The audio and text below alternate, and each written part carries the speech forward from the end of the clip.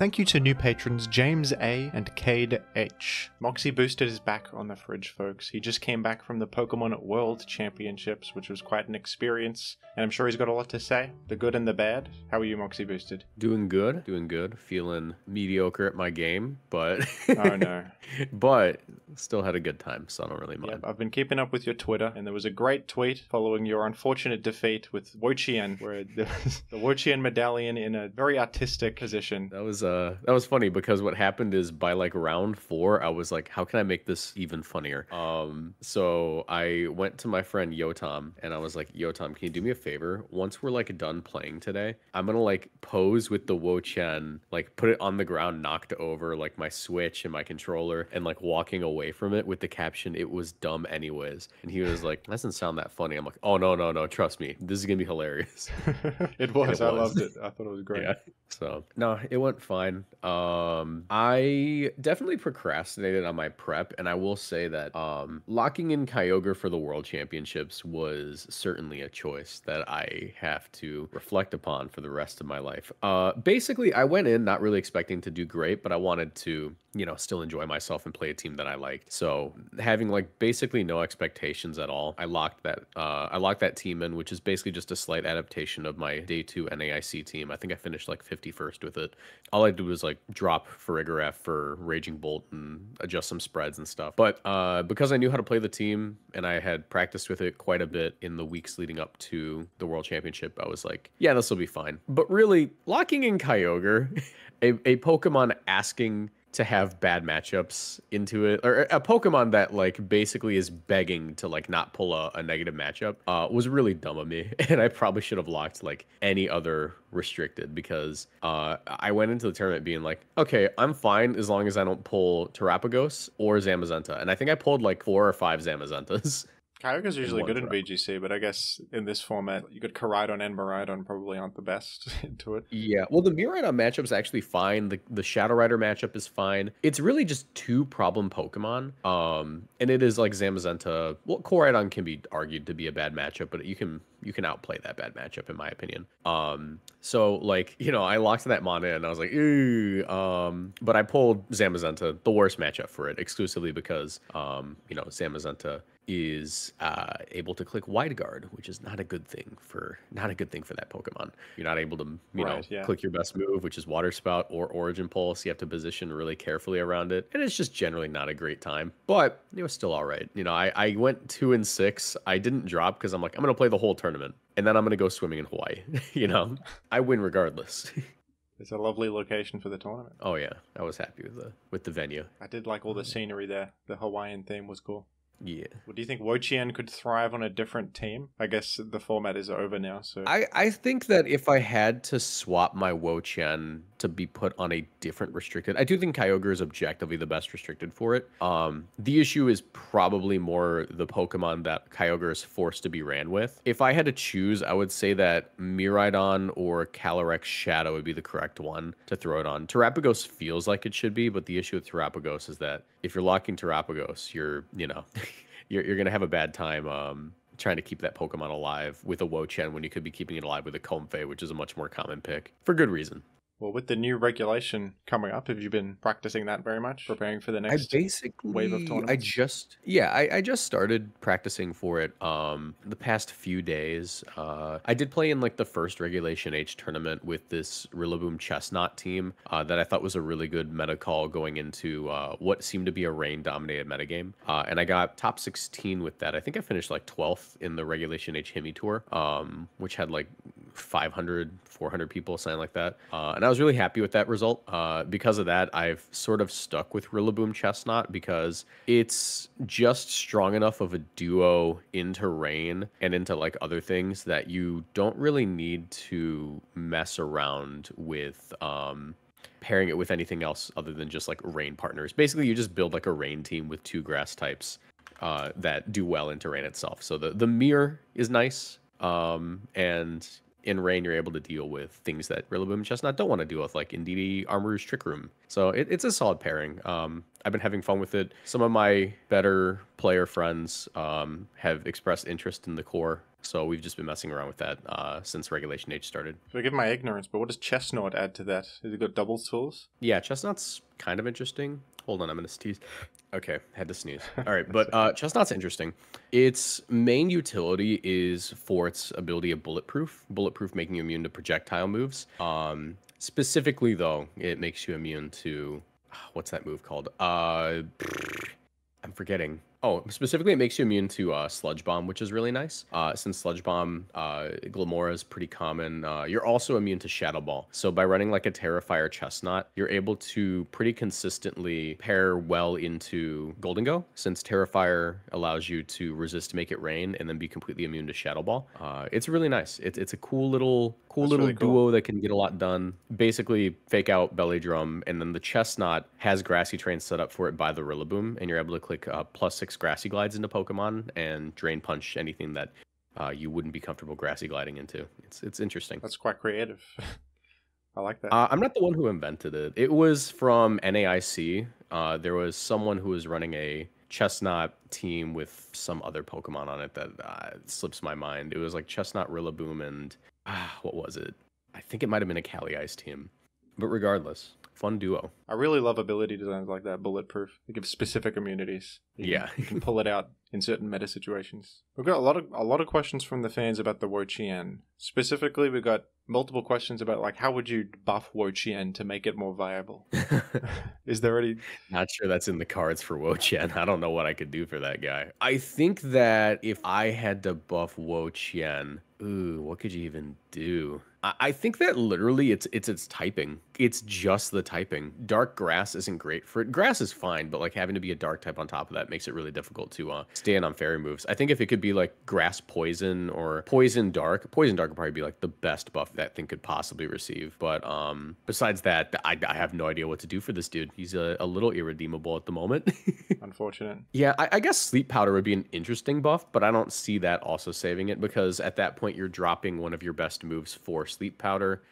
Spore is somewhat reasonable if you ask me. It's not the fastest Pokemon. That wouldn't be OP or anything, yeah. Would it be thematic? I don't know, but I mean, he's a snail made out of leaves. He doesn't really have spores. Maybe there's a mushroom in there somewhere. We can use our imaginations. I would not complain if that came to pass. Well, the fans have your respect for giving Wo-Chien the greatest attempt you could. I did my best. I'm hoping I can do better next year. Probably not with Wo-Chien. I think I might be. I think me and him might not be on speaking terms at the moment. But still a cool Pokemon. No one would hold it against you. You've given it your all. Yeah, you've tried your best. That's all you can really do nowadays. You know, just give it your best. We've also got a lot of questions about the new Worlds qualification system, which I gotta be honest, I don't fully understand. But a lot of people were upset by it. There's like a new system to qualify for Worlds now that is more strict, apparently. It's interesting. So the way I would explain it is qualifying for Worlds 4 could be considered to be a little easy if you had the resources to go to every tournament. We call them wallet warriors. But basically, you could make the argument that someone who never day twos events and qualifies for Worlds regardless probably shouldn't be playing at Worlds. The quality of play that they're capable of, while it might have high peaks, while it might have high peaks at times, like, you know, I would say that like I'm one of those people. I don't day two many events. I day two'd NAIC and I day two'd Knoxville. Got 18th at Knoxville. That was my best placement this year. I have moments where I feel like I'm playing out of my mind and I'm phenomenal, but put me up against someone like Joseph Ugarte or James Evans or Aaron Zhang or anyone really from any top player from another region. I don't think I could consistently win those games, or at least if you put two top players up against each other and give them random teams, it should probably be 50-50 who wins when you're at the highest like level of play. For me, we're leaning more towards like a 60-40, 30-70 situation where I am the lower number. And for Worlds now, they're adjusting the qualification, so it's not you reach 500 points, 500 points being like you get points every time you do, you know, somewhat decent at a tournament.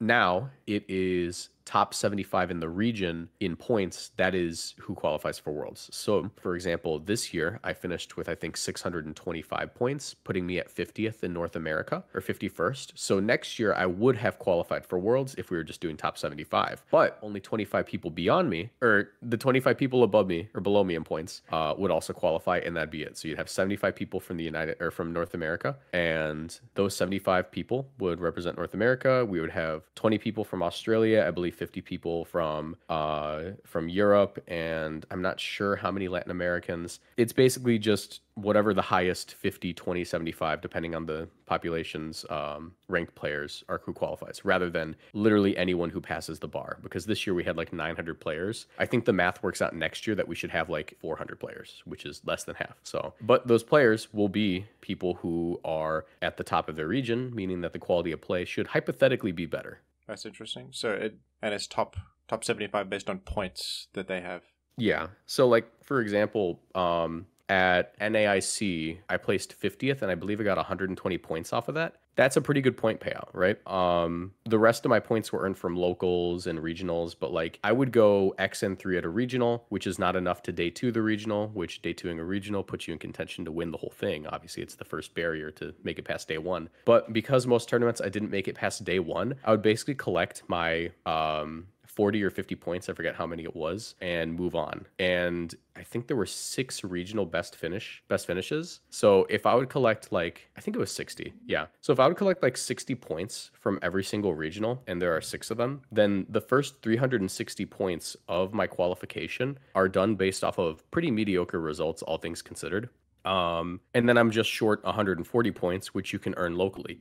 So for that reason, some people think that if that's how you get your invite, you're not really like a good enough player to be competing for the World Championship. But I don't know if I hold that opinion necessarily. I think that like if you put in the time and the effort to qualify, regardless of what the qualification standards are, you should be, able to compete. But if we could raise that standard for the World Championships, I wouldn't be opposed to it, which is why I'm perfectly fine with the new top 75 standard. All right. It doesn't sound too bad to me either. Sounds reasonable. I wonder if certain regions would have like an advantage in qualifying or something. If there's like an optimal region to be in. It depends, right? So anyone can travel anywhere to earn their points, except for players in like Asian countries. They have to earn it within their own circuit. They have a whole different qualification system. I'm not familiar with it, but they do it internally. If you live in the United States and you go to every U.S. regional, I believe there's at least 5 revealed right now for the United States, like not even North America, just U.S. And you earn points there. Let's say you manage to maintain like top 50 in points. The bad part about it is there's never a point where you're safe. Because like right now there are people, because the season's already started, who are top 75 in the region. They're not going to keep that because they're doing it based off of like 200 points maybe. But it is a little stressful knowing that like I could secure top 50 in my region by the time of the North American International Championships, which are usually the last tournament before Worlds. And then get sick the day of NAIC, not be able to compete, and then find out that I'm now 76th in the region because I didn't compete in that last tournament, Right. That's like the stressful part. But there is somewhat of an advantage. I mean, like the number of people who get to qualify from each region is based off of like, the number of active players or population. So I think 25 or 20 from Australia might be a little low. I would have gone like, if you had to ask me, I think 100 from the States, or 100 from North America, 50 from Latin America, 50 from Australia, and then like maybe, no, it is a little bit lower player count, maybe like 40 from Australia, and then like 75 from like Europe probably would have been ideal. But I think we do end up with those numbers anyways, because like if you win a regional, you also just automatically qualify. And also there are people who got top 4 this year in their respective games who already have an invite. So I forget how many people we should expect there, but yeah.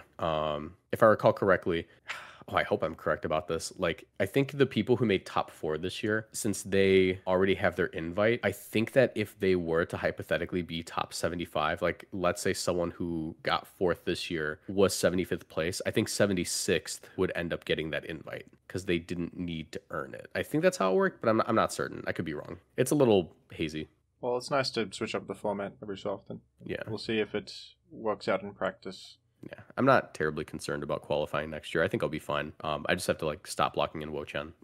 An incentive to play real team. What a Mhm. disaster. I mean, I've been interested in Pokemon TCG recently, so I'm kind of... The idea of getting into Worlds is fun. Like, maybe I could. I don't know.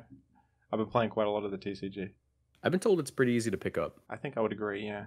Like, understanding the basic rules is a little complex, but once you get it, it's actually pretty simple to play from there, in my opinion. Yeah, I'm just bad at playing anything but Raging Bolt Ogerpon. Oh, it's a good deck, though. It's not a... Yeah, it's a good deck to be one-tricking, you know? I think you should probably just stick to one deck. That's probably the way to go. Yeah. So you've been getting into the TCG as well. How have you been enjoying that? It's been fun. I enjoy it. I think that the TCG is a game that I didn't think I would be that into until I started playing it, because it was like, oh, you know, I gotta freaking buy these cards and I have to continuously like keep up with like what's in rotation. I'm like bad at doing that sort of thing. It's easy for me with VGC because it's like we banned legendaries. Cool, I'll stop using them, you know? But with like the cards, I'm like, okay, there are like letters on the bottom of the cards that help you know what's in rotation and what isn't. And I'm like, I'm too old. I don't know how it works. But it's fun. It's a different skill set. There's a like I forget what it's called, but like cycling or like momentum or tempo. It's called tempo, I think. I'm bad at that. Yeah, that's a card game concept, tempo. Yeah, I am bad at that. That is the thing I don't know how to do well. I think that you could translate that concept to actual Pokemon too. The idea of, I guess it would be called momentum in Pokemon. But how would you even describe it? It's like when you're applying offensive pressure, I guess. Yeah, I guess it would be similar to like how would you describe that? I guess it would be basically just like knowing that you need to like get tailwind off this turn rather than next because something's about to hit the field and you're likely going to sack something. You know what I mean? Yeah, there's a sense of It's pace. that Like you have a limited amount of time to do your things. So Yeah. it's like fitting your decisions within that pace, I guess. Yeah, that's a good way to describe it. You played other card games before? Or is this your first one? This is the first one. I mean, it's a fun card game. I enjoy it. I mostly played it because a friend got me into it. And I think that person's like super cool. So I'm like, I will learn the game that you play, but I'm not terribly good at it. I need to practice more. We can run some games sometime. Yeah, I would appreciate that actually. So maybe like I can surprise them and be like, hey, I'm pretty decent at this game now, just so you know. Probably won't be, but should be fine. Did you check out much of the TCG stuff at Worlds? I checked out TCG Pocket, but that's a whole different thing. I didn't watch any of the TCG stream. I know no one expected Iron Thorns to win. A lot of people were predicting like Charizard, I think, to win the whole thing. Yeah, or Regidrago. Those were the two big decks. I think Iron Thorns is kind of a good anti-meta call. It makes sense that it could win. It's a good deck. That card is damn annoying though. Have you ever played against Iron Thorns? Isn't it like a dice rolly deck? Well, the card itself, when it's in the active, it prevents you from using any abilities. So if you're playing... Oh yeah, I knew that. Let me read this. I'm pulling up Iron Thorns EX. Is it EX or regular? EX. Iron Thorns EX is the one. As long as this Pokemon is in the active spot, Pokemon with a rule box and playable original opponents have no abilities except for future Pokemon. Okay.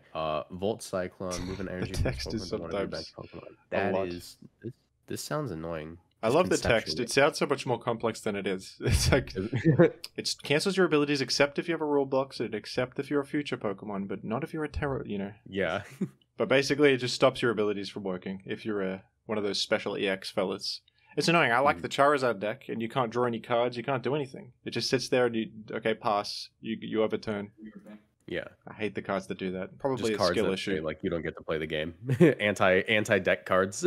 I think the good players know how to play around that stuff, but that's something I'm struggling with. Those disruption cards that just say like you don't get to play. It's kind of Weezing coded. That's the best way I can describe it. Like, you know, in VGC we hate playing against Weezing because Weezing just turns off everything besides like specific Weezing partners and causes you to be like, oh, cool. My Urshifu Rain team doesn't work anymore now because I can't hit through Protect, and also, you know, Rain Dance won't have priority, and my Tailwind doesn't have priority. It feels like that. It feels like it is disruptive to the decks that are built to be like reliant on abilities. You know, like I need my ability to do the thing that causes me to win the game, and I cannot, and this is sad. Yeah, it does. It just makes the game feel a bit plain, for sure. I think the last time we talked, we spoke about Pokemon Go competitive a bit, and I've recently like learned a bit more about it. I made a video on the topic because I saw that Charger Bug was like top 2 in usage at Worlds. It even won the whole thing. It was on the winning team. Oh, really? And that intrigued me. I was like, what the hell's Charger Bug doing here? It's like, who invited him? But I don't know much about that game. I wish I knew more. I'm just like not disinterested in Pokemon Go competitive. It's just that there's so many things under the hood I don't want to have to learn. For example, like intuitively, I would expect that if I want to win the game, I should charge my moves up all the way because that is the right thing to do. But apparently, I'm extremely incorrect. Oh yeah, with the little minigame you play. Yeah. So sometimes you fail it on purpose, or you get like the second best outcome to do it slightly less damage, so that you can hit him with a fast attack after you hit. I think it's because like if you have a better fast attack than them, which fast attack is like tapping the screen and spamming it. Yeah. Then you could just KO them with that anyway, and those attacks charge energy, so it's like slightly more optimal to put them in range of the fast attack damage, and then KO them with that, because then you have more energy to charge up your next charge attack, which is that makes sense. Interesting. I think that's it. Also, there are like it's a lot harder to build a Pokemon Go team because it's like, oh yes, you want to be using this move from this one community day, and I'm like, yeah, that's the worst part. Probably, I gotta go to like the 7-Eleven to get a Licky Tongue or whatever. And then it's arguably the least accessible Pokemon game. Yeah.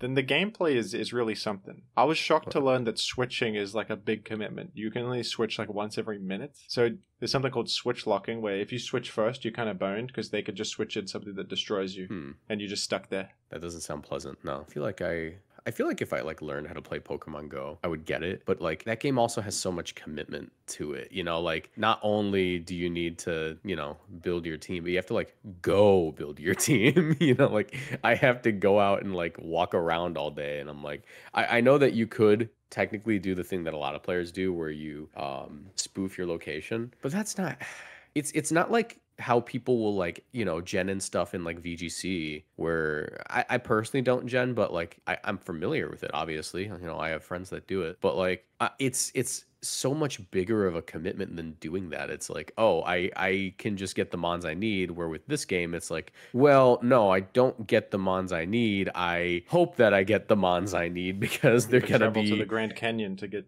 like Gerda or whatever. Like, gee, I really hope this works out. Are there people furious about spoofing location in Pokemon Go like they are about genning? Like, you got to actually walk to 7-Eleven. You actually have to go to 7-Eleven. You actually have to go, do the secret handshake with the clerk, and you have to do all this and that, and then you've earned your Pokemon. I'm sorry, you can't half. I'm curious learning that people are doing this. Like, people are doing this and getting away with it. Yeah, this is your idea of fun. No, I respect it though.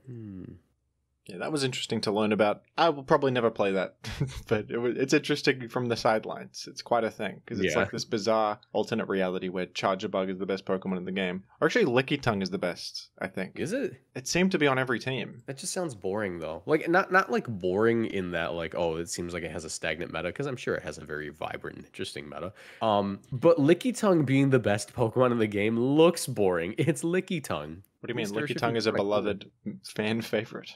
I don't think so. I mean, like, it's probably someone's favorite, and they're a little freaky for it, but... It can learn knockoff in Gen 3 OU. It's got a niche. It's got a wish, protect, knockoff. Did you consider that when you said stuff? When you said what you said? Or? I probably should have thought about what I had to say about an iconic Gen 3 Pokemon when I was speaking to Jimothy Cool. Yeah, that was probably a good idea.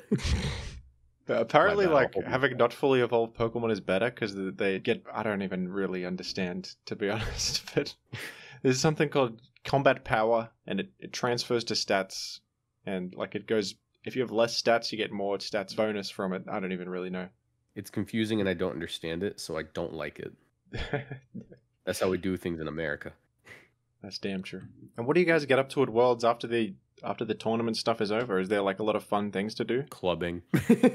Really? I mean, like we had like the beach to explore. We like went out to bars. We watched like the drone show and stuff. There's plenty of things to do like officially there. But like, at the end of the day, when you're done competing, when the tournament's done, it's probably that most things are closed. The Pokemon Center, the Pokemon Center has probably been scalped all the way. Like there's nothing left. Like all the scalpers are gone. They haven't restocked yet, obviously, because it's the end of the day. The stuff that they set up for you to do is closing because it's like 7 p.m. So what is there to do but go hang out and like get some drinks with your friends and catch up? It's a really fun time. I did karaoke. Like there was a lot of karaoke going on that weekend. What did you sing at karaoke? A lot of High School Musical. A lot of High School Musical. More than I'm proud to admit. Any Sweet Home Alabama? No, because we were not in Alabama. We were in Hawaii, the furthest place from Alabama. Actually, that might be true. Hold on. Are they on opposite sides of the globe, basically? No, not really. No, I believe the opposite side of the globe would be like literally. I actually want to look this up. Yeah, here. What's on the opposite side of the globe from Alabama? This is important information. Tunnel to the other. There's a website for this. So if you were to tunnel down from Alabama, let's see, Alabama. Let's go with Birmingham, Alabama. I want to tunnel here. Oh, you're just off the shore of Australia. Sweet Home Australia, exactly. You are the furthest thing from Alabama. That's terrible. We love Alabama. We got to go there. It's a fun time. Why am I'm I sure so there are far some away? Alabama listeners who are like, why do they sound like they're not being honest here? That song is just like a bit of a meme in my friend group because Is it? It's the most American song of all time. It kind of is. There's also that one song when "Take Me Home, Country Roads" is pretty American. You could argue that the national anthem's quite American, but that's debatable. Wait, am I wrong? How do I use this website? Your location. No, I don't want to see my location. And also, my location isn't New York. Why are you incorrect? Australia sounds right. I think that sounds like it adds up. That might be the opposite of New York. Hold on. Let me see. Alabama. Here we go. Yeah, no, I was right. It is just off the... No, it's much further off the coast. Like, basically closer to Australia than it is to, like, Mozambique. Well, that's good. Yeah.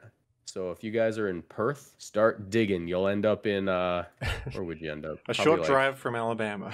Yeah, a short drive from Alabama if you go straight through the center of the earth. That sounds smart. A question from Burn Trays. From your videos or from personal use, what was the best meme pick that has actually worked? Here's the question. Like, meme pick in tournament or meme pick in the video? Because there's a few meme picks for videos that did well. If I had to choose meme pick for tournament, let me go through my Twitter thread about my results this year, and I'm sure I'll find something.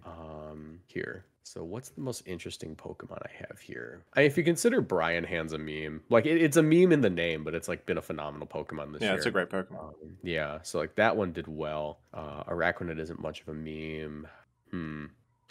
If I had to choose one, it would seem that a large majority of the points that I earned this year were with Skeledirge. Oh, actually, surprising amount. What does that guy do in VGC? Hit through Not sub? much. If I remember, this was a metagame call that I shared with my friends, and if I could, what does it do again? It's unaware. We ran Torch Song with Will-O-Wisp, Slack Off, Shadow Ball, and Slack Off, Shadow Ball. Yeah, in Torch Song. In singles, it beats Koraidon. Is that what it does? No. This was before we even had restricteds. If I remember what this guy did, we ran Unaware with Terra Fairy, and we used it as a Dondozo answer. But also, what you could do is in front of Rillaboom, I speed crept mine to outspeed many Rillaboom and be able to Will-O-Wisp them before they're able to go for Woodhammer, Knockoff, or U-Turn to protect my partners from a lot of damage. Also, because you can't be faked out since you're a Ghost type. But also, it was really nice in the end game versus these Gouging Fire teams that were everywhere, because Gouging Fire's Heat Crash into Terra Fairy Skeledirge was only 40 base power, because Skeledirge is actually about the same weight as Gouging Fire. It's like 800 pounds. That's awesome. Yeah. Also, it was really good into Iron Hands, which was solid at that point. Like, you just walled Iron Hands, and if you Terra Fairy'd, they couldn't deal any damage to you, even with Heavy Slam. That's the kind of thing that does get good results, like something that actually successfully matches up well into common meta picks that no one else is preparing for. Yeah, so it was a weird call. Everything around it was super normal, but the Skeledirge itself was the idea that I had. Actually, it got top 32 in Vancouver or Toronto. I forget which one it was. I think it was Vancouver. Because I gave it to my friend Dylan Salvanera, who was the first one to test it in a major tournament where I had only ran it in not grassroots, but like smaller events. And he did fairly well with it. Nice. Let's go Skeledirge. Triumphant. Love that guy.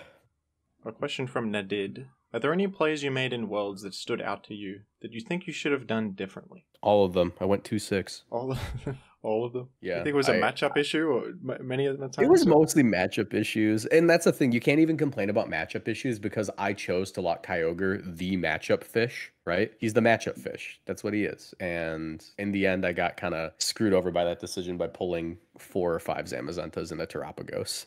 There's a lot more Zamazenta in that tournament than I thought there'd ever be, but it's cool. It's fine. I'm not mad. You're mad. Well, you've learned for next time then. Yep.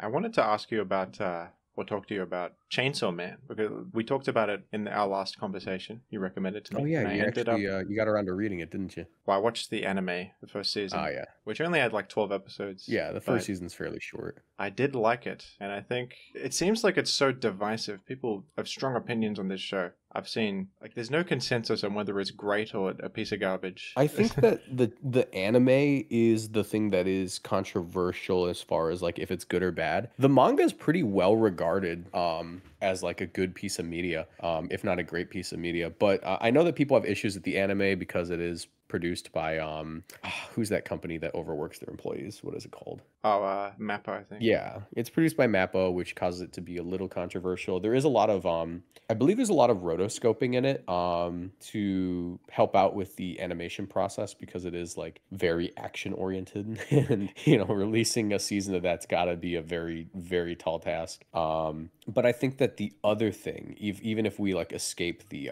anime side of it and go into manga, the characterization of Denji is something that people are very bad about understanding. It's a reading comprehension check where they think like Denji's the anime pervert that you get in like My Hero Academia, or like there are even some like perverts like Naruto or whatever, Sanji from One Piece. But he's not. He is a victim of abuse from his childhood who doesn't understand how to separate physical intimacy with actual love and affection, and people around that use that to basically use him for his powers.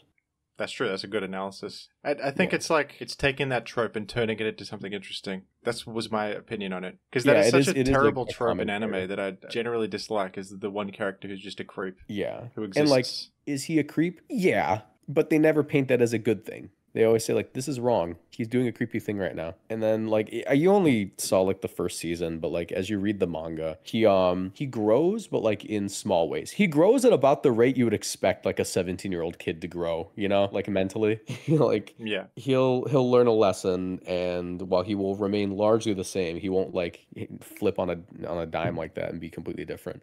He'll approach certain people differently and hold them in different regards. Especially his relationship with power towards the end of part 1 is really, really interesting to look into. Like it is, you've seen like the anime, how they encounter each other and how he sees her as more of like a, an object than anything. That changes pretty quickly as they like live with each other. And he's like, yeah, I'm no longer attracted to you. Like living with you has completely ruined that for me. But like even then beyond that, it becomes more like a protective bond at that point. It's interesting. It's like kind of, there's a whole arc where some awful stuff happens, and we spend a good 5 or 6 chapters dealing with the fallout of that rather than any action. It's entirely like just like drama. I'll have to check out the manga then. I don't know if when you can finish it in a day. Is extremely quick read. Oh, cool. It'll change of pace from One Piece, which is not. Yeah, I mean, like Chainsaw Man is released weekly too, so it's got like the same like number of pages as a One Piece chapter. But like I think part 1 of Chainsaw Man is like less than 100 chapters. Let me see. How long is Chainsaw Man part 1? It is 97 chapters. Yeah, that's not so bad. Yeah. No, I love that series. It is currently my favorite series. Strong tie with One Piece. Like it is head to head. It depends it depends which story is like doing more at the moment, because they're both weekly and they release in the same schedule basically. Yeah, I think you're right as well, that it felt to me like it was very self-aware, and it was almost like a parody of anime tropes. Yeah. Which I do appreciate. I think you could say it's like a parody. I think it's more like a deconstruction. Because that's a better word. Yeah. Have you ever watched Evangelion? No, I will eventually, but no, yeah, Evangelion isn't like a parody of like mecha anime. It's like a deconstruction of it. It's like, oh, so like realistically, if someone had to get into a giant robot and fight a different monster every week, they would have mental issues. Yeah, I love that idea. I think I would like that show. Yeah, it's not something you should watch if you're not doing well mentally, but if you're doing great, by all means watch it. It'll bring your mood down.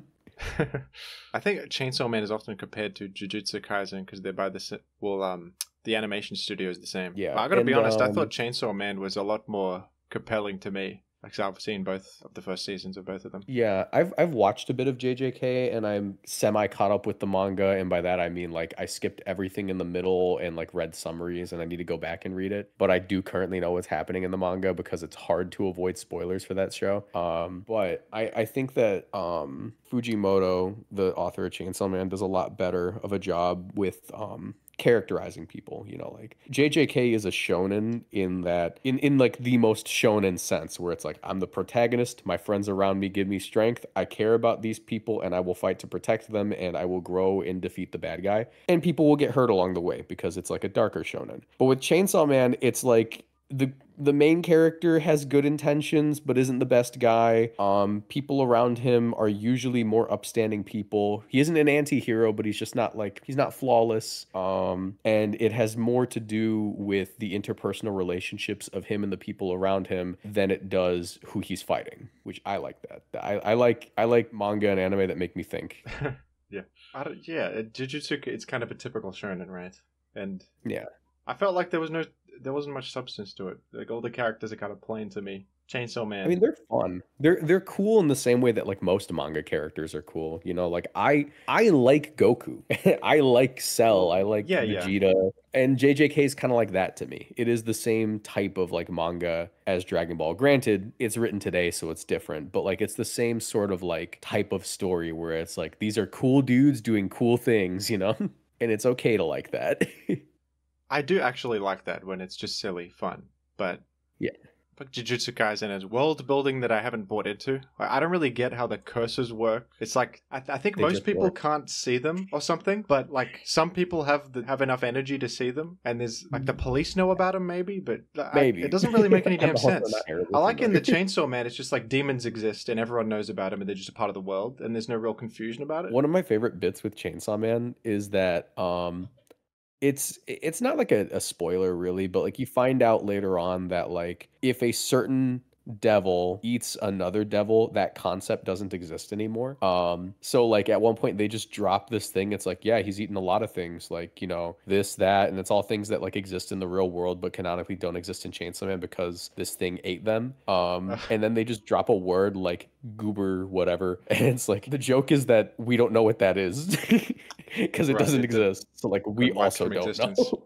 So I like that. It's goofy. I really appreciate the show for that. Yeah. Another thing that's like anime is just weird overall. But it can be weird. You gotta appreciate it for the weirdness once in a while. You know, I love there's like so much creativity to be found there, but there's weird tropes within it, and oh yeah. Often, a lot of the humor just doesn't land for me in anime overall. Like, there'll just be some comic relief like character.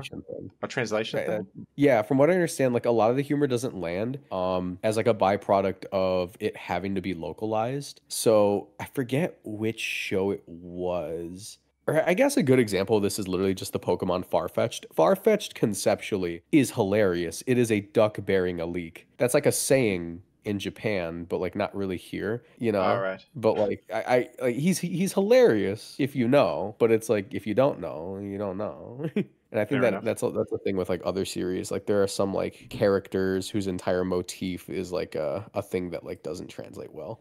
Or like Sanji in One Piece or something. It's just yeah. I don't get the nosebleed thing. I don't know like what is the I'm gonna look it up right now. I've had to Google like 3 things during this podcast, but I'm genuinely curious. Why do anime characters get nosebleeds? Characters get nosebleeds. Let's read this.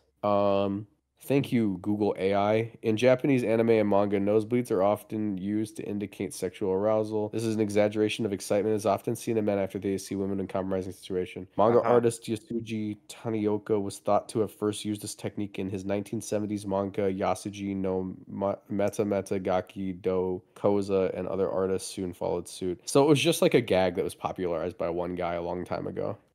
I don't get it though. It's a little odd. You know what's damn annoying is when you search up an anime. Like if you search up an English show, Breaking Bad or something, it'll hit you with like a synopsis and like the cast and like useful information. You search up an anime and the first result is always like You know, Death. Dragon Ball Z was first serialized in 1980. It then became it then rose to popularity. It doesn't tell you anything about the show. It tells you like the history of its publication. He just assumes you know. It's like, you got to scroll down to like result 5 to get like a synopsis, and then it's actually spoils the plus. Yeah. Like, why can't you just hit me with like, what is the show? Yo, spoilers. Goku goes Super Saiyan. The Super Saiyan's real and it's Goku. Big spoiler. Sorry, guys. How could they? You know what I've been watching recently that I think is outstanding is Vinland Saga. Have you seen that? I keep hearing it's good, and I keep accidentally quoting it because I always make the joke that like I don't have anyone who truly hates me, so I always go like I have no ops, which is like I have no enemies, right? Oh yeah. Which apparently is from Vinland Saga. I didn't know. I know it from the funny Twitter meme. That is from Vinland Saga. It's very good. I'll check it out. I need things to watch. The most recent, you know what's funny? The most recent anime I watched isn't even like a shonen or like something that I am the target demographic of. I was sold on a show called Monthly Girls Nozaki-kun, which is like a series about like a girl who tries to confess her love to this guy in high school, and she misphrases it. Instead of saying like I really admire you or I love you, she says I'm your fan, and this guy goes, oh really? So he like signs an autograph for her and hands it to her, and then like says like, do you want to come back to my apartment? And they go back to his apartment, and he actually is like a secret manga author for like a romance manga that is said to be written by a woman, but that's just his pen name. And he thinks that she's like a fan of the manga, and she just ends up helping him write the manga while like trying to figure out how to navigate the situation. And it's adorable and hilarious and unironically one of the funniest shows I've seen in a long time. But it's like not made for me, but it's so funny. That's quite a thing. Yeah, I don't know if that's for me either, but to be honest. Shout out Monthly Girls Nozaki-kun. I didn't think I would like it. It's like you ever watch like reality TV, like I don't know, like it's like sitting down and finding out that you really, really enjoy like MILF Manor, like that one like reality TV show with the older women. You haven't heard of it? That's out of my bubble. I've never heard of such a thing. It's a real. Oh my god, this is I haven't seen it yet, but it's like notorious exclusively for the name. But it's just older women being put into a house with like younger guys and like the interactions that they're forced to have as they like date and interact with each other. It's really dumb, right? That's quite a title, yeah. That's I guess catchy. a better way to describe it is it's like sitting down and finding out, yes, I do like watching The Bachelor, actually. Well, I did watch a Korean reality show called Singles Inferno, and I thought it was actually hilarious. There's always one dude who's just like a piece of garbage, who's just like, you know, he's playing with like 4 different women's emotions at the same time and just lying to people's faces. Was it a drama or a reality show? It's a reality show. Okay, so they're definitely editing it to make him look a lot worse. I do wonder if any of that stuff is real. It's probably a little bit of it that's real, but like not a lot, you know? Like, I mean, like with all reality shows, they probably go like, hey, you should do something really messed up. And he's like, okay, cool. It's good for ratings. They know they're being, maybe it's not show longer. fake, but they know they're being filmed, so they're exaggerating deliberately to get more camera time. You know, cut to the confessional, and they're like, I can't believe that Stacy said that I couldn't have the last piece of cheesecake in the fridge when she ate my, like, you know, like they're like yelling at the camera. It's like no one actually talks like that, but it's the show. I always wonder how they have like a perfect confessional statement to line up with what's occurring. They must just tell them to say something afterwards. I think what happens is they record them, you know, they record the day, right? And then at the end of the day, they're like scheduled to all go into the confessional, and they have notes of interesting things throughout the day that could make good plot points for them to elaborate on. Be like, so how did it feel? Tell us what you would have felt in that moment when this was happening, or like if you could say anything to her right now, what would it be? You know, I'm pretty sure that's how they do it. That makes sense. And that would get an authentic reaction from them as well. Yeah, and they're like, now say it angrier. Yeah, that kind of stuff can be fun, to be honest. Yeah. You know, the last time I was on the fridge, I remembered a lot of stuff has happened. I moved out of my parents' place. I'm in an apartment now, and I have a cat. Nice. What kind of That's cat? basically it. The kind that you find in a garage because they're a stray, and you have to go get them vaccines Uh, and clean them of like bugs and stuff. But we found a litter of kittens in my friend Gabriel's garage. He's that guy in a beanie on Twitter. He's pretty big in the VGC community. So he lives near me, and he was like, "Hey, I found a bunch of kittens. Does anyone want one?" And I'm like, "Okay." And I went over there and I picked up a kitten, and he was so small. He could only fit in my hand, like palm of my hand sized kitten, right? wow. And now it hurts when he jumps onto my chest when I'm laying down because he is getting very big. Yeah, I've got a cat as well. Are they a menace or are they cool? Because mine's a little bit of a menace. She used to be a menace. I think she's gotten old and has calmed down, become a bit more chill over the years. See, mine, it's an interesting situation because I got them so young that they think I'm mom. Right. So, like, if I am not present in the room, they get very upset. They're like, "Where are you? Where are you?" Meow, meow. They have followed me into my bathroom many times, and I'm like, "Please get out." You had pets before? I had a dog. He passed a few years ago, but having a dog is a little bit different than having like a cat. With the cat, It's very different. They're a lot more independent. But this one, I got the least independent cat of all time. I wish I kept the receipt. But this cat is very dog-like. It's like, come hang out with me all the time. Can I lay on your lap? That sort of thing, which I'm cool with. I don't got a roommate. I'm lonely. Cat's helpful. But also I used to have rats. I had 3 rats when I was in college. Rats. Let's go. Yeah, they were thrusted upon me by my at the time girlfriend, who was like, "Hey, the psych department's gonna get rid of these rats. They're gonna put them down if we don't take them. Here are 3 of them." And I go, "What?" And then I had 3 rats for 2 years. I took care of these 3 lab rats. And lab rats have a pretty short lifespan. It is like 3 years ish, 2.5 to 3 years. Well, they had a good life, I hope. They did. I spoiled them.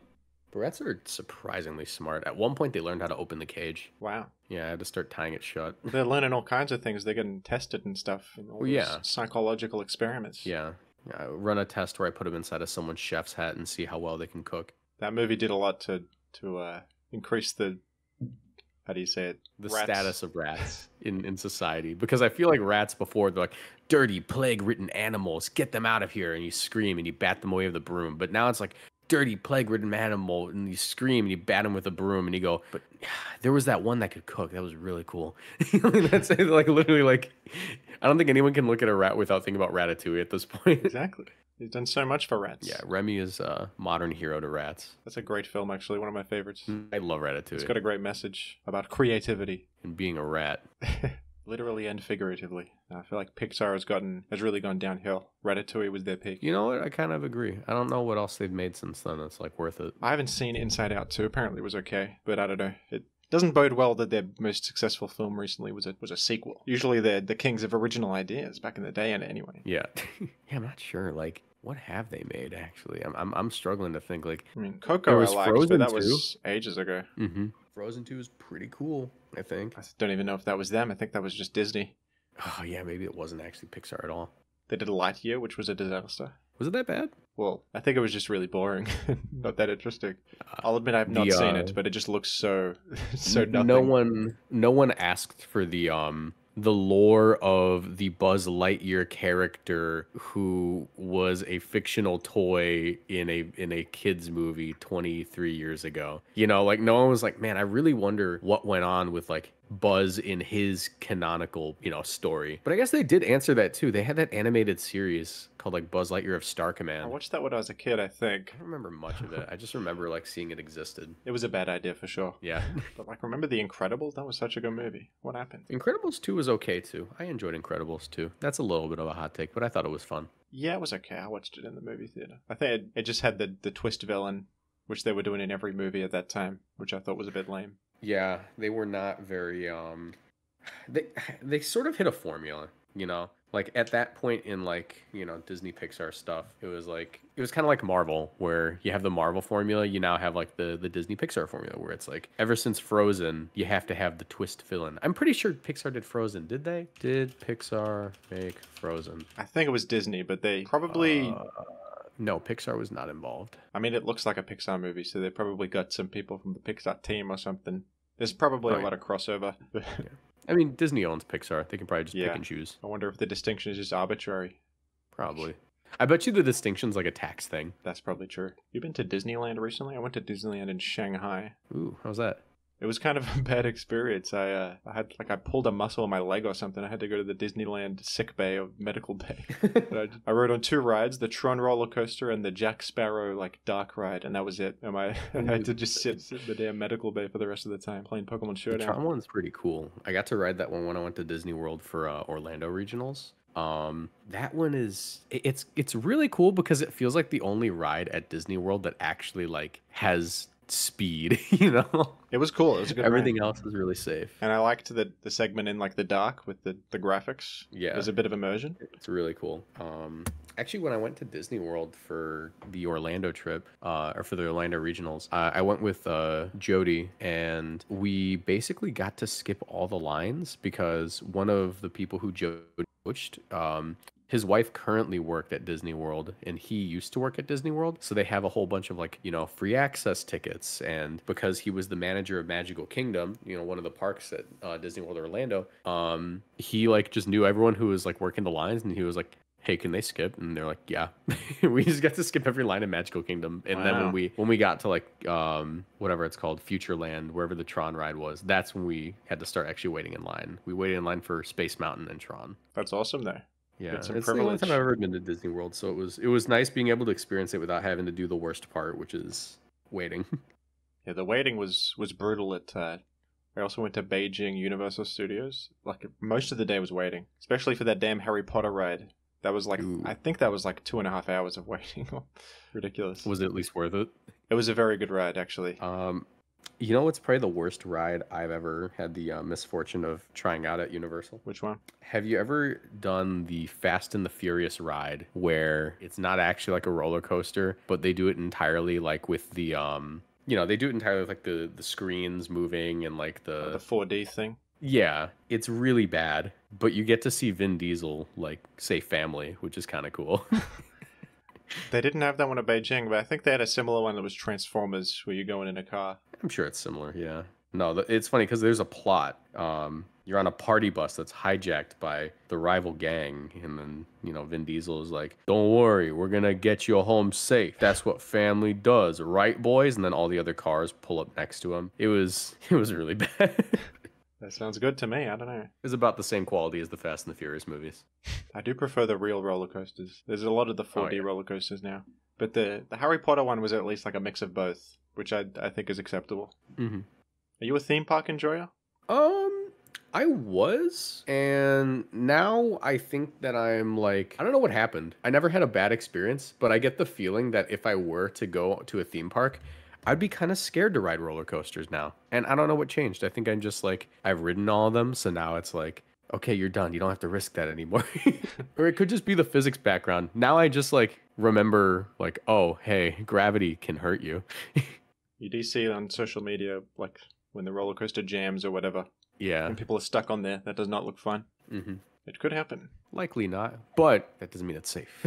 It is kind of a pointless risk. It's fun though. I like roller coasters. Oh yeah. And I mean, like, if you really trust them, you know, there are engineers and people whose whole job is to make sure that's safe and their careers depend on it. I'm not concerned with the engineers. I'm concerned with the cost cutting of like maintaining them. You know, like over the years, maybe it's a little less maintained, and that scares me. Like the ones that go really fast and go upside down are usually very safe because they got to be super, super careful, right? Oh, yeah. Like they probably invest the most in those. Maybe the more dangerous ones are the ones you wouldn't think are dangerous, where they kind of just like, they'll be fine. The more dangerous ones are the carnival ones, where it's like a single hoop that you go in circles on, and they built like 10 days before you rode it because they're like a moving carnival. Oh, yeah. You know? That's the dangerous one. Those can be old as well. We get something called the Easter show here, which is basically like a big carnival every Easter. And I went there like a couple years ago, and the rides were the same as when I was like 10 years old. And it made me a bit concerned. I was like, have they even maintained this? Wait a minute. I was like, let's see what they're up to in 2020 or whenever it was. It's the same rides. So what else have you been up to, Moxie? You moved recently, you got a cat, doing some gaming. I mean, that's basically it. I lost a bunch of weight. I mean, I've been slowly losing weight over the years, but like as Worlds got closer, I was like, oh, I really got to lock in. And I started working out multiple times a day. Dropped like 20 pounds over the course of like 2 months, and I have to get back on the grind because I got back from the World Championships, and I can tell you something right now. There is a Taco Bell DoorDash about to arrive at my door, but tomorrow I'm gonna be done doing that. That's But right. It's yeah, a cheat day. I'm taking a little bit of a break from the weight loss. But my goal is to be done by Halloween, so I can wear a little bit more risky of like a Halloween costume. Denji from Chainsaw Man. Probably. I'm Latino. We love our Chainsaw Man. We don't really do Halloween over here. I think some people have Halloween parties, but it's not much of a thing in the culture, unfortunately. Yeah. It seems fun. Yeah. I mean, like, Halloween at this point is almost exclusive. I mean, like, the kids do it still, but like Halloween feels more like an adult holiday now in the United States, where it's like, okay, everyone, we're gonna have a party. The costumes are mandatory, but like, to be honest, you can like just kind of half do them if you want to just show up and have some drinks. I've never been to a Halloween party. I guess They're a fun time. the idea of dressing up is a bit intimidating. Like, I don't know what I'd do. I mean, the more creative you get with it, the funner it is. And when I say creative, I don't mean like, hey, I made this really cool cosplay. I look exactly like, I don't know, Frieza. No, I mean like my friend Krista showed up as a worm on a string last year, and that was like one of the best costumes I've ever seen. The more esoteric you get, the better. Are you familiar with the Chinese condiment brand Laoganma? No, I am not. What is it? It's like a chili paste or chili oil. They got a few things. I saw a Halloween costume that was someone dressed up as a Laoganma jar. That was quite a good one. It's got to be good. I don't know. I don't like drawing attention to myself. So I don't like the idea of people come up to me and be like, well, what are you supposed to be? And I got to explain. So there's this jar, right? It's actually really funny. It's like, trust me, this would absolutely kill overseas. There's this Pokemon. He's like a snail. He's not very good. However, trust me. That's gotta be the worst thing, where you're just like, you have a costume on and they're like, hey, what are you supposed to be? And you go, okay, so there's this game called Xenoblade Chronicles. Yeah, you got to be something culturally relevant or like something easy to understand. The perfect reaction to a Halloween costume isn't whoa, it's ah. Like, I get it. Yeah. A hearty chuckle. My Halloween I did win the costume contest that year against the worm on the string. What was yours? It's a bit controversial. Are you familiar with the American projects to get to the moon, like in the 1950s? Yeah. All right. So at one point there was a rocket that failed. It basically like kind of blew up and people burned inside of it. And it was called the Challenger. Well, it was a tragedy. Many people lost their lives, but it was a long time ago. So I'm still careful about it. But in my group of friends, I was ready to make this risk with them because I knew their sense of humor. Originally, one of the people who was meant to be on that rocket ship was the Sesame Street character Big Bird. Now, Big Bird did not go on that rocket ship. Big Bird was supposed to go on the rocket?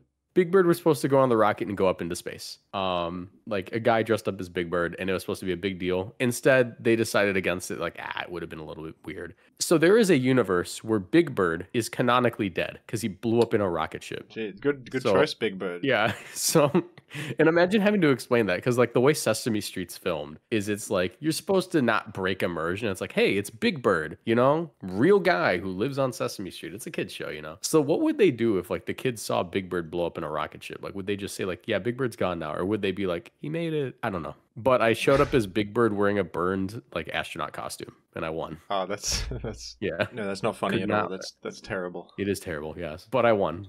So, but no, that's the thing. You can look it up. Like there are literally like videos being like, did you know Big Bird was supposed to be on that? Genuinely, I wonder what they would have done.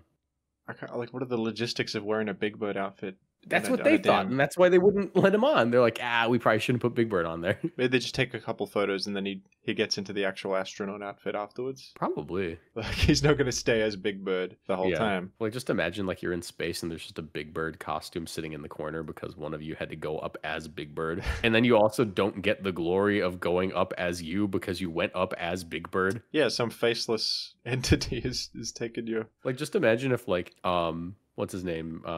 Neil Armstrong. Was that the guy who went up? He did do that, yeah. Yeah. So imagine if Neil Armstrong wasn't Neil Armstrong when he went up. He was Neil Armstrong, right? But like he had to dress up as SpongeBob Now imagine SpongeBob goes up and is the first person to walk on the moon. Yeah, that's what everyone And will then you have remember. to They come won't back know the guy down. in the suit. They're just, that was SpongeBob. Yeah.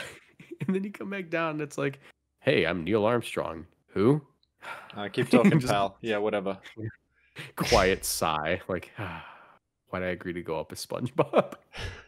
That's kind of fun. There were a lot of movies back in the day of like Big Bird in China and Big Bird in like this place to Big Bird in space. That's probably what they were going for. Yeah. So is the Wo-Chien experience reinvigorated your spirit of competition? Are you going to be more of a try-hard in this next season of events? Yeah, I'm pretty ready to start playing the game normally again. Because, like, Wo-Chien, I don't know what happened, what got into me. But, like, I played the entire season normally and finished top 50 in North America in points, right? And then, after finishing top 50 in North America, I went, I'm going to bring the snail to the World Championships. Like, it's literally like that guy putting the stick in the spokes of his, like, bike and tripping himself. Like, that's what I did. Was it maybe like hitting top 50 gave you a sense of satisfaction? And Yeah. you're like, well, now I can just chill. Now I can just do whatever. Yeah, like I didn't expect to win, so I was like, I can at least give like a good finale to the bit. It was a pretty decent finale. I mean, going to Worlds must be intimidating. Maybe it's more comfortable to bring something funny, so at least if you lose, it's, oh, well, I couldn't... It was Wo-Chien anyway. What could I have done? Yeah, literally. Like that little barrier of like, I wasn't even trying. And then you got I the didn't funny want to tweet win out anyway. of it. You got to enjoy Hawaii. Yeah, it was a fun trip regardless of any of that. Like, I enjoyed myself. So I don't. Some people didn't realize that it was a bit. Like some people were like, "Dude, I really hope he's okay." And I'm like, "Yeah, of course I'm okay." I got a couple of DMs. They're like, "I just want to check in on you, man. You seem like you're not doing great." I'm like, "No, I'm doing awesome actually. I am currently drinking a martini on the side of a beach." Wo-Chien though, he's in shambles. Oh yeah, he's not doing great. He's been abandoned. Well, I look forward to seeing you at the top of your game in the next season, hopefully. Hopefully, I'm stuck. I don't know if this Baltimore team's gonna work out.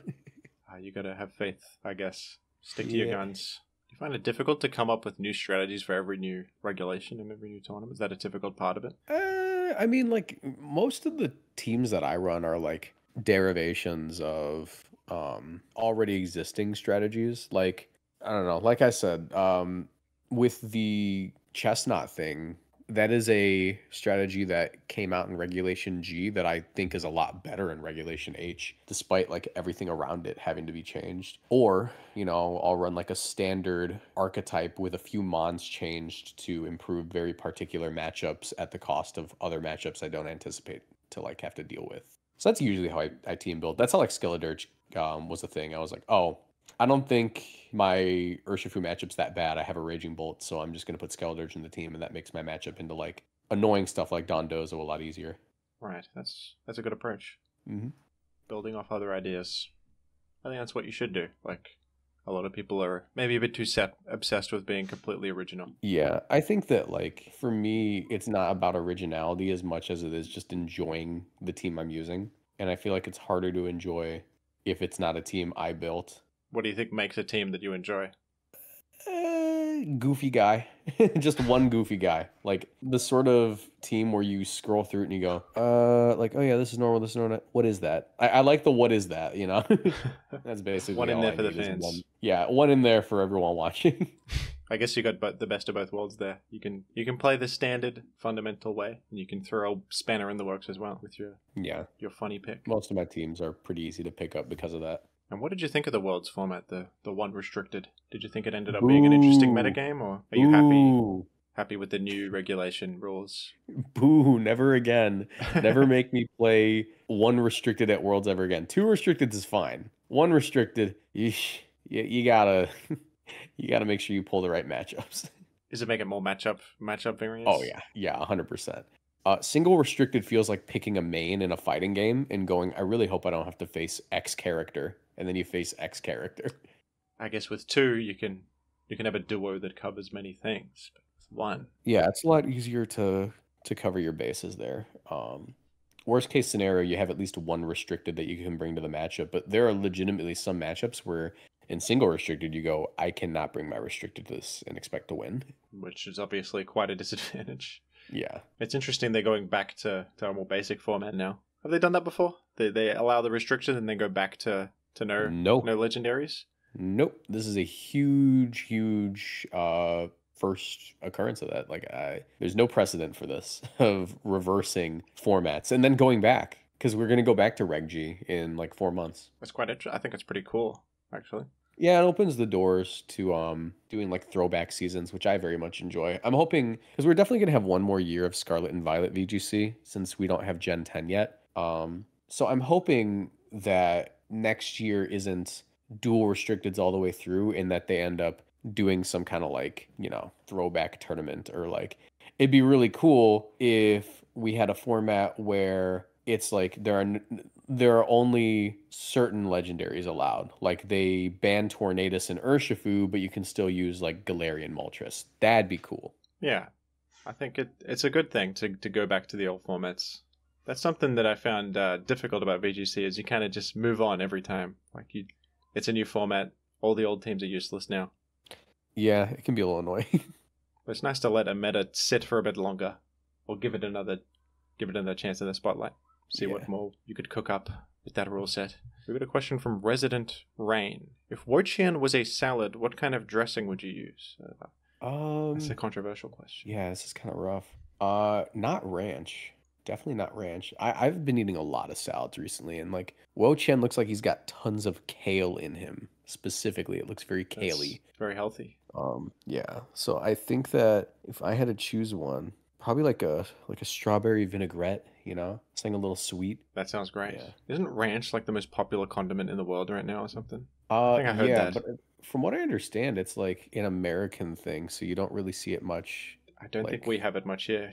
Yeah, but ranch is, I forget what it's made of. I think it's made of like, it's like a mayo base, but like with, some herbs and spices in there and a little bit of vinegar. I don't think I like it. I think I've had it before, and it was a bit much. It is a little strong. Like I'm used to it because I've had ranch since I was like 2. But like if you don't grow up with it, you're gonna be like, this is a little too rich. The Americans go a bit crazy with their food. Oh yeah, not me though. Except for this Taco Bell I'm waiting on. It's all been salads and like fish. I've never had Taco Bell before. Is it good? So it's a weird thing to rank. It is phenomenal if you are inebriated, and also if you're just starving. Like you have not eaten all day, you go, you know what? I'm gonna get some Taco Bell. Tastes awesome. But it's no one's first choice. No one would ever go, I want to go to Taco Bell right now. Someone might go, I'd like to go to McDonald's. And you go to McDonald's, get a little burger. Someone might be like that. Not me. But no one on earth would go, yeah, Taco Bell. Taco Bell tastes delicious between the hours of 1 a.m. and 4 a.m. It's something you got to be in the mood for, I suppose. Yeah. Just fast food Mexican, right? Sounds pretty good. Yeah. Well, it's a little different than like normal Mexican food. It's normal Mexican food doesn't have ground beef as like their protein. It's like chicken or, I prefer steak. The chicken, I think, the grilled chicken. Yeah. And a burrito.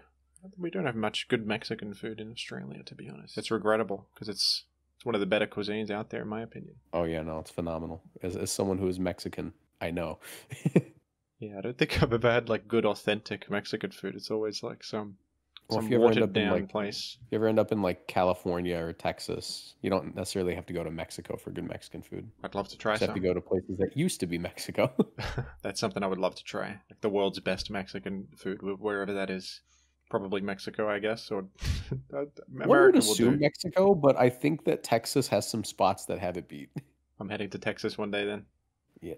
Although I've always like wanted to travel to America, but it seems intimidating because you guys have like you got to tip and stuff, and you gotta like. I was very confused hearing about how American credit cards work. Like you don't have the tap thing. You guys like you give them the credit card and they keep it or something. They take a photo. What do they stamp it? Like what is what are you people talking about? We do have the tap thing. We do have the tap thing, but like we have like the insert thing too.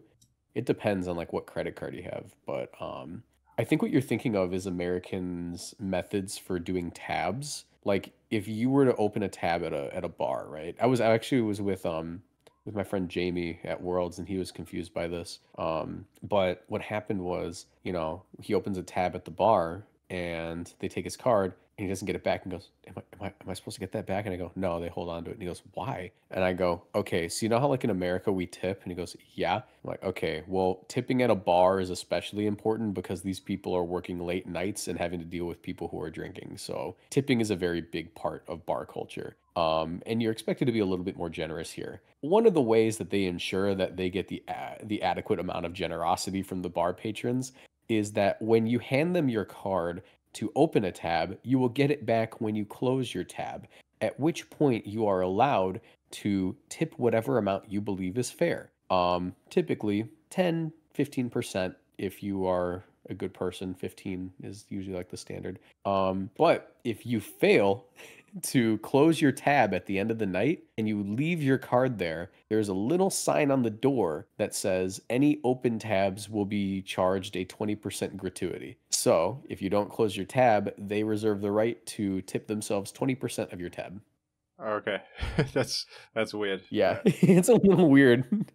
Why don't you just like pay? You just get a drink and then you pay for it right You there. can do that too. You don't have to open a tab. It's just if you want to like keep it open.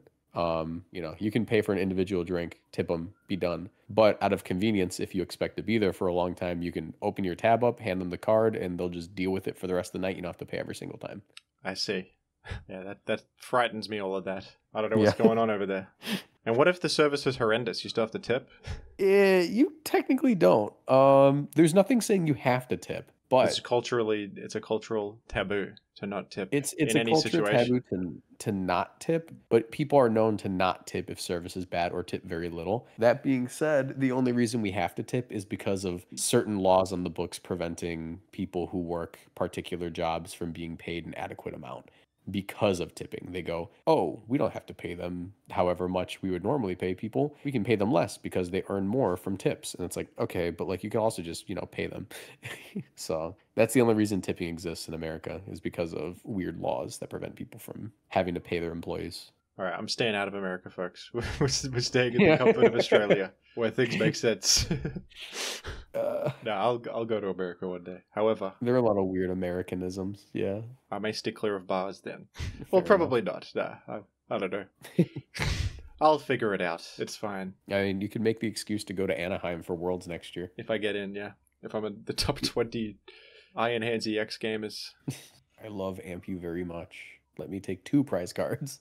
I've been gaming with that constantly. Miride on EX. You can kill him on turn 2. Yikes. You know about Electric Generator? I do not know. It looks at like the top 7 cards of your deck, and you can attach up to 2 electric energy to your Pokemon immediately with it. It's an item. So you can just theoretically charge up an Iron Hands with 4 energy instantaneously and just start getting prize cards. Although it's kind of gambling because, like, what if you don't have any electric energy in there? Just completely stuff your deck with electric energy. That's the strat. Yeah, you go a bunch of electric types and like 19 electric energy. Pass me that deck. I need to use it to annoy my friend. It's my favorite deck, to be honest. I actually hated it when I first played it because I didn't understand like deck thinning. But what you do is you just search for like everything in the world, put it all on the bench, search for item cards, and then everything that's left is just electric energy. And then you just spam Electric Generator, Iron Hands EX, they're going. Because there are 6 prize cards, so like if you knock out an EX, you get 3, right? And typically that's right, and it's fantastic when you match up against Pidgeot, or because Electric type has super effective against Pidgeot. When the opponent starts out with Squawkabilly EX, and you that's the one. You take 3 prize cards off that. Luminion as well. Yeah, I think you're just shy of KOing Pidgeot EX, but you can KO with the other attack. That's so messed up. I'm gonna try it. All right. It's the best deck for doing the daily quests on the TCG live. I'll try it out then. You could just win very quickly. Also, do you mind if we wrap up here? I actually have to take care of some stuff before I head to bed tonight. Sure. It was great to chat. Thanks for coming back on the fridge. Thanks so much for inviting me.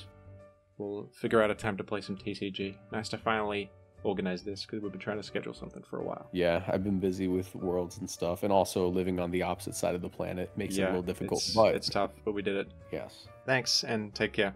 You too. Have a good one.